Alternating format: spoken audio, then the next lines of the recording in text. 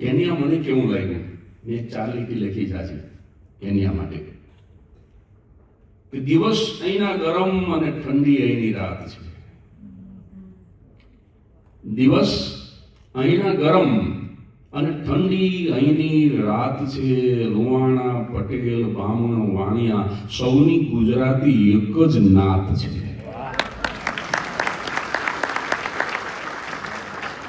દિવસ અહીંના ગરમ અને ઠંડી અહીંની રાત છે. લુહાણા, પટેલ, વાણિયા, બામણ સૌની ગુજરાતી એક જ નાત છે.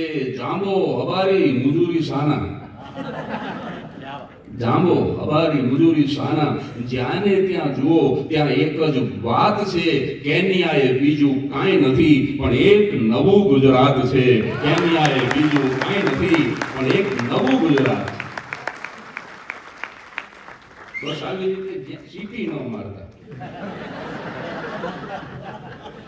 તમને જ્યાં મજા આવે ત્યાં ખડખડાટ હસજો, તમને જ્યાં મજા આવે ત્યાં તાલી પાડજો, અને જ્યાં ખરેખર સારું લાગે ત્યાં. હું હવે એટલો બધો સિઝન થઈ ગયો છું, કારણ કે 95 થી મેં આ યાત્રા શરૂ કરી, 31 વર્ષ થયા મને. એટલે મને કે આમ ખોટી રીતે તાલી પાડવાની જરૂર નથી, ખોટા દાંત કાઢવાની જરૂર નથી, પણ ખરેખર જ્યાં મજા આવે ત્યાં તાલી પાડીને તમે જીવતા છો એનું પ્રૂફ આપતા રહેજો. કારણ કે એકવાર એક જગ્યાએ કાર્યક્રમ એક જ કાકા તાલી પાડે, મેં તમે શોખીન લાગો. મને કે ના રે ના, હું તો તમાકુનો બંધાણી છું. ત્યારે ખબર પડી કાકો તો તમાકુ ખાતો. આ તમે હસો છો તો ફૂલડા ઝરતાનું લાગે. નહીતર 2026માં સાહેબ કોઈને હસાવા ઈ સ્વામિનારાયણના મંદિરમાં મેલડીમાંનો ગોખલો કરવા જેવું અઘરું કામ છે. પણ તમે આ ખડખડાટ હસો છો, એક કાર્યક્રમમાં કોઈ હશે જ નહીં. બોલો, જાત જાતની વાત કરી. હસવાનું તો એક બાજુ કોઈના હોઠ મલકે નહીં. અને એસી હોલમાં મને પરસેવો છૂટ્યો. મેં મારા ઓર્ગેનાઇઝરને બોલાવ્યો, પણ ઓર્ગેનાઇઝર ફર્ટિલાઇઝર જેવું. મેં કહું આ કોઈ હશે કાની? ત્યારે એને ચોખવટ કરી મને કે આ બેરા મૂંગાની નિશાળ છે. તો મેં કીધું મને શું કામ બોલાવ્યો? આવડાને તું ગલગલિયા કરી લેવાતા ને. પણ મને કે એમને એક કાર્યક્રમ કરવાનો હતો ને, તમે આજે નવરા હતા. એટલે એટલા બધા અનુભવ થયા છે કે હું અનુભવ મારા 31 વર્ષની યાત્રાના હું રજૂ કરી દઉં ને તો એક 3 કલાકનો હાસ્યનો કાર્યક્રમ થઈ જાય. સાવ સાચા અનુભવ. 98માં પહેલી વખત આવ્યો નજામ આ જામો કેન્યાટા. આ તો મારો એરપોર્ટ. હજી આમ બહાર જ નીકળ્યો અને એક શ્યામ સુંદર સામે મળ્યો. મને કે રબારી. મેં કીધું રબારી નહીં, બ્રાહ્મણ. બ્રાહ્મણ. મારા પ્રમોટરે ગોચી પકડી. મને કા ક્યાં તને રબારી કે? હા, હબારી એટલે હાવાર્યું. મુજૂરી સાના કહેવાનું. આ એમ ઓલ રાઈટ. પહેલા દિવસે રશ્મિભાઈ આચાર્ય, અત્યારે નથી, યાદ કરું, આચાર્ય ટ્રાવેલ, નગારા રોડ ઉપર રહેતા. આજે હું આટો મારી એવું નગારા રોડ ઉપર. નામ નગારા રોડ, હરામે કે નગારો હોય. તો પહેલા દિવસે અમને ઘરે ગયો નથી, હજી આમ સોફામાં બેઠો ને કે જગદીશભાઈ માજી આપો.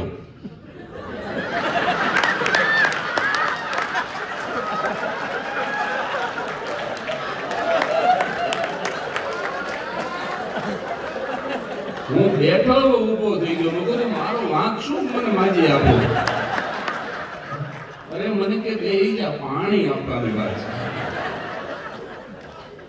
હવે એ રશ્મિભાઈની દીકરી મને મામા મામા કે, અને ઓલી આફ્રિકન કામ વાળી ચમકે દાઢી વાળી મામા ક્યાંથી આવી?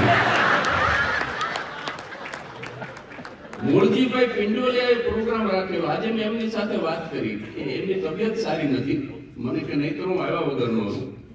એક જ કાર્યક્રમ હતો, કચ્છી સમાજની વાડી અહીંયા સાઉથ નૈરોબીમાં. ત્યાં મૂળજીભાઈએ કાર્યક્રમ રાખેલો.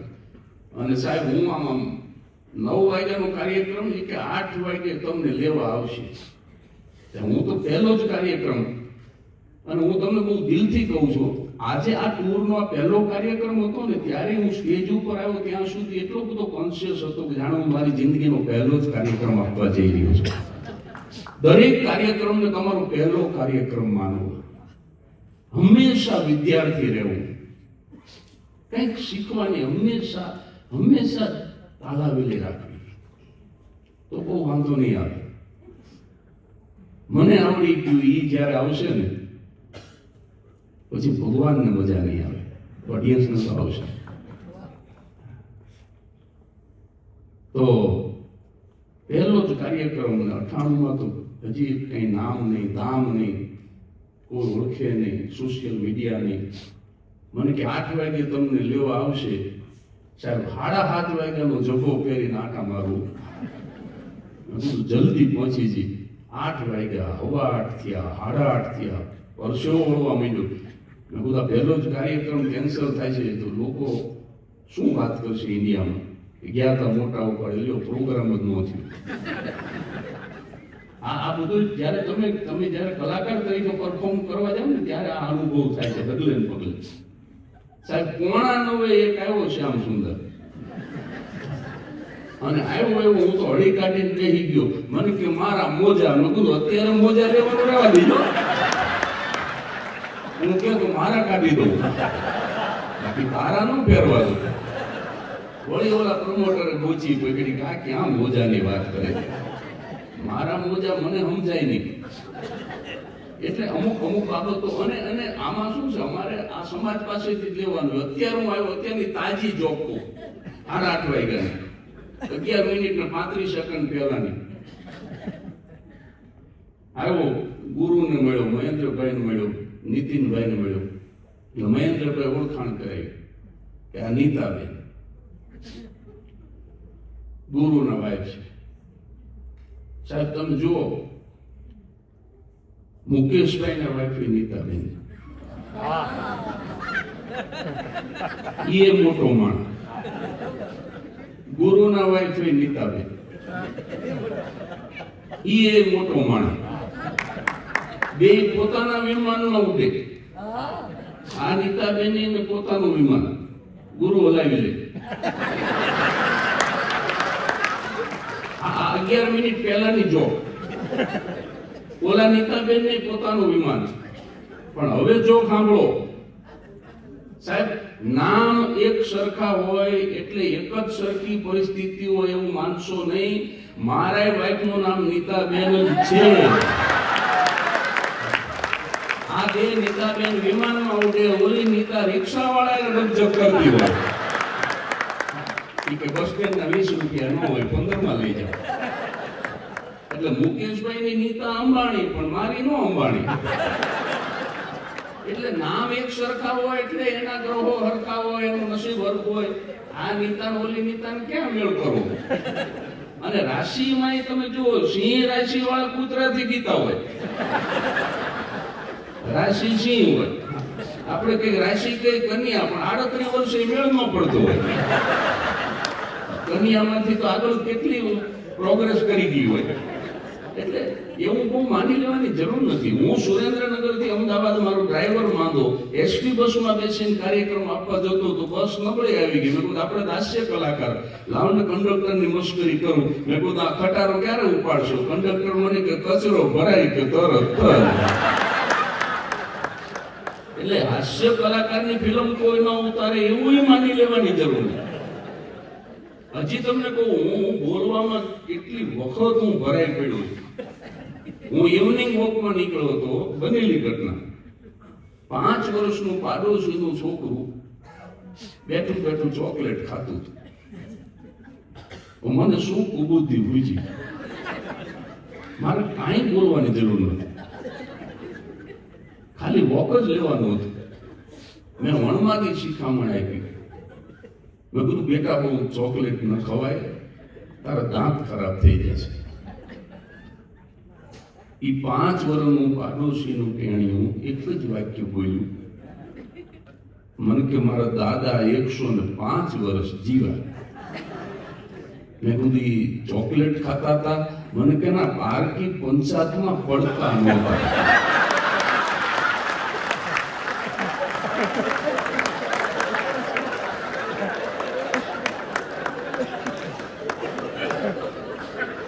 મને કે ચોકલેટ મારી. આ તમે બોલાઈ દાંત મારા. પણ ત્રીજું એ બોલ્યો ને તમારે મેં કોઈને વિચાર ન આવ્યો. ચોકલેટ મારી, મને કે દાંત મારા, હું મારા બાપાનું, મને કે 3 માંથી ક્યાંય તમારું ઇન્વેસ્ટમેન્ટ કરું? મેં કીધું ના. મને કીધું સાનામાનો વોક લ્યો ને ભલામણ. હું એવો ખાર થઈ ગયો, ઇવનિંગ વોકમાં નીકળો તો હવાર સુધી આવ્યો. એટલે ઘણી વખત નાનું બાળક તમારી ફિલ્મ ઉતારી નાખે છે.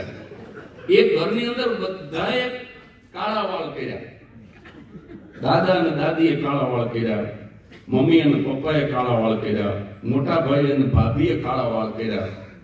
રાજુ કોઈ સવાણી નહીં કરવા, પણ કરે હું. ક્યાં ગયા મારા પરમ મિત્ર? હાવ પાછળ બેઠા. એને મેદાન સાફ છે, શું કાળું કરે?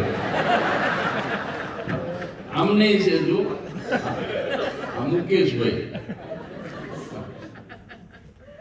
આ લોકોને ઘણા કાળા કરવા પણ હોય તો કરે ને. કાલવાળાને ફાયદો છે, ઘરે ઓચિંતા મહેમાન આવે, ઊંઘમાંથી ઉઠ્યા હોય તો તૈયાર થયા હોય એવા જ લાગે. 24 કલાક રૂપાળા લાગે, જાણે ફ્રીજમાંથી સફરજન કાઢ્યું.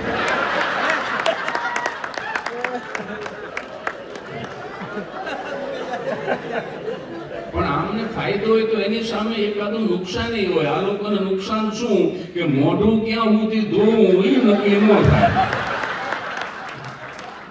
મોઢા ભેગું માથું ધોતા હોય, કારણ કે મોઢાની બોર્ડર નક્કી ન થાય ને. આપણને ખબર છે કે આનાથી આગળ છાંટા નહીં ઉડાડવાના, પણ આમને તો મોજ આવે ત્યાં સુધી આયલા છે. गुप्ता जी एक हिंदी कवि ने एक हिंदी रचना लिखी है गंजे के लिए, बहुत प्यारी है. आपके तो अगल बगल दोनों साइड है, इसलिए सुनो. मुकेश भाई है और एक तो बिल्कुल बगल में बैठे हैं. बहुत प्यारी रचना हिंदी कवि की. एक गंजे जो હું એક સ્પષ્ટતા કરી દઉં, હું આ બેઠા ને એના બાપની સાક્ષી, ગણપતિ એના પરમ પૂજ્ય પિતાશ્રી જે મારા મહાદેવ એની સાક્ષી કહું છું. મારી પાસે સ્ક્રિપ્ટ નથી, હું ક્યારે રાખતો નથી, હું ક્યારે નોટ રાખતો નથી, મુદ્દા લખતો નથી. એટલે મને જે ઉપરથી ઉતરે મારો મહાદેવ મોકલે હું બોલ્યા કરીશ. 1 કલાક 1.5 કલાક જેવું પહેલા બોલીશ, પછી 5 મિનિટનું માત્ર ઇન્ટરવલ, એટલા માટે વડીલો માટે. એમાં નાસ્તો ચા પાણી કાંઈ નહીં હોય, એટલે બહુ કોઈ ઊભા થતા નહીં.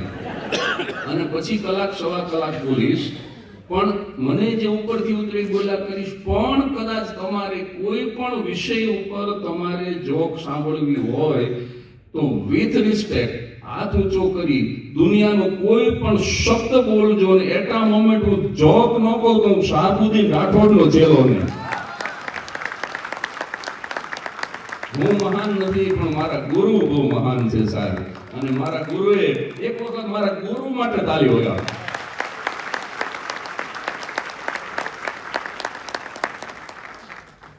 He is running 89 અને દુઆ માંગુ છું દુનિયાના દરેક દેશમાં, દરેક કાર્યક્રમમાં કે મારો ભગવાન અને એમનો અલ્લાહ મારા ગુરુને 100 વર્ષ કરે. કારણ કે એમણે મને જો આ ન આપ્યું હોત તો હું આ સેવા ન કરી શક્યો હોત. અને एक बात याद रखना मेरे भाई बहन, हर एक इंसान की जिंदगी में 2 दिन बहुत बहुत मायने रखते हैं. 2 ही दिन, 80 साल जियो, चाहे 90 साल जियो, चाहे 100 साल जियो, लेकिन 2 ही दिन गुरु हर एक इंसान की जिंदगी में मायने रखते हैं. पहला दिन जिस दिन आपका जन्म हुआ वो बहुत इंपॉर्टेंट है, और दूसरा दिन उससे भी ज्यादा इंपॉर्टेंट है कि दूसरा दिन वो जिस दिन आपको पता चल गया कि आप इस पृथ्वी के ऊपर किस लिए आए हैं. What is the reason to arrive on the earth? માણસો 90 વર્ષ જીવે તો એને કારણ નથી મળતું કે હું આ પૃથ્વી ઉપર શું કામ આવ્યો છું. પણ મારા ગુરુને અલ્લાહ 100 વર્ષના કરે, મારા મહાદેવની મારા ઉપર કેવડી મોટી કૃપા કે એટ ધ એજ ઓફ 50 મને ખબર પડી ગઈ કે હું ગરીબોની સેવા કરવા માટે આવ્યો છું. મને ભગવાને આ કામ માટે જ મોકલ્યો છે. પણ એ મારા ગુરુને એટલે હું યાદ કરું. એમણે એક જ વાક્યમાં મને ગુરુ મંત્ર આપ્યો છે, એક જ વાક્યમાં, કે સ્ટેજ ઉપરથી નીચે ઉતરી જજે, ક્યારેય તારી કક્ષાથી નીચે ન ઉતરતો. એટલે એક લેવલ, એક કક્ષા, એનાથી નીચે નહીં ઉતરવાનું, એટલે નહીં જ ઉતરવાનું. આ અમારા ગુરુએ મને આપ્યો છે. એટલે વાત હું ત્યાં જે કરતો હતો ત્યાં પહોંચી છું, માફ કરજો. મારા ગુરુ યાદ આવ્યા એટલે 2 મિનિટ. આપણે વાત કરતા હતા કોઈ પણ વિષય ઉપર, તમે મને કહી શકો.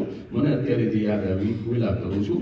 आपकी को कविता कि एक गंजी के सर पे 2 ही बाल बचे,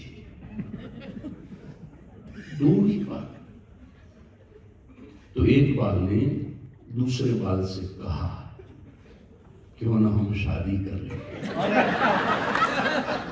लास्ट सेंटेंस गौर फरमाइएगा, बहुत मजा कराया कवि ने. एक बाल ने दूसरे बाल से कहा कि मन हम शादी कर ले और ढेर सारे बाल पैदा कर ले. तब दूसरे बाल ने जवाब दिया कि भारत में बाल विवाह करना मना है. આ હિન્દી વાળા છે ને છેલ્લી લીટીમાં હદ કરી નાખે. नेताजी ने ड्राइवर से कहा, दूसरी सुनिए, बाद में दूसरी बात बोलता हूं. नेताजी ने अपने ड्राइवर से कहा, आज कार मैं चला लूंगा. तो ड्राइवर ने कहा, फिर तो हुजूर मैं उतर जाऊंगा. नेताजी बोले, क्यों? तो ड्राइवर ने जवाब दिया कि हुजूर ये कार है, कोई सरकार नहीं कि भगवान के भरोसे चली जाए. हुजूर ये कार है, ये सरकार नहीं. एक नेताजी मोटी उम्र आधेड़ थी. आ जो जिंदगी में पहली बार बोलू छू, 31 वर्ष में 3500 कार्यक्रम में, एक्सक्लूसिव फॉर नायरोबी. नेताजी मोटी उम्र आधेड़ थया પછી એક યુવતી કોઈ પક્ષની કાર્યકર્તા કોઈ હશે એના સંપર્કમાં આવ્યા, 6 મહિના મળ્યા, પછી લગ્ન કરવાનો વિચાર આવ્યો. પણ આ તો નેતાજી પોલિટિશિયન હોય એટલે દિલથી વધારે તો દિમાગ વાપરે, અને દિમાગથી વધારે તો વિપક્ષો શું કહે છે એની ચિંતા કરે. એટલે એણે પોતાના પીએસ ને કીધું, અને સેક્રેટરીને, કે સારામાં સારો જાસૂસ રોકો અને આની કુંડળી કઢાવો. આના ફેમિલીમાં કોણ છે, છોકરી કેવી છે, એનું ચારિત્ર કેવું છે. કારણ કે હું લગ્ન કરું પછી વિપક્ષોને બોલવાની તક ન મળવી જોઈએ, અને એ જાસૂસને ખબર ન પડવી જોઈએ કે મેં એને હાયર કર્યો છે. ખાનગીમાં તપાસ કરાવો, 1 મહિના પછી કોઈ ઇન્વેસ્ટિગેશન રિપોર્ટ આપે. મોંઘામાં મોંઘો જાસૂસ રોક્યો. નેતાનો સેક્રેટરી શું કામ પછી કરકસર કરે? અને પેલા માણસે સાહેબ એટલી બધી તપાસ કરી, ઝીણામાં ઝીણી. એના તમામ સગા વાલા, ક્યાં જન્મ થયો, ક્યાં ભણી, મા બાપ શું કરે, સગા વાલા શું કરે, મિત્રો કેવા, પાડોશી કેવા. 1 વર્ષના અંતે ઇન્વેસ્ટિગેશન રિપોર્ટ આપ્યો, નેતાજીના હાથમાં આવ્યો સેક્રેટરી પાસેથી, અને ખોલ્યો કે આ છોકરી જેવું ચારિત્ર કોઈનું નથી, આ છોકરી જેવા સંસ્કાર કોઈના નથી, એના મા બાપ પણ સંસ્કારી છે, એના નામે કંઈ ગુનો નથી, કોઈની સાથે ઝઘડો કર્યો નથી, તમામ સગાવાલા સોબર, પ્રામાણિક, નોબલ. છેલ્લે એને એમ લખ્યું કે આ છોકરી જેને પરણશે એ ન્યાલ થઈ જાય છે, જે ભાગ્યશાળી છે એને જ આ છોકરી પરણશે. નેતાજી રાજી રાજી થઈ ગયા કે આપણી ચોઈસ, એમાં કંઈ કહેવાનું ન હોય. અને આમ પાનું ફેરવું, છેલ્લે એને લખ્યું હતું કે 1 minus point of this girl. એનો માઇનસ પોઈન્ટ શું? તો એની નીચે લખ્યું હતું કે તપાસના અંતે જાણવા મળ્યું કે 6 મહિનાથી એક ચારિત્રહીન નેતાના સંપર્કમાં છે.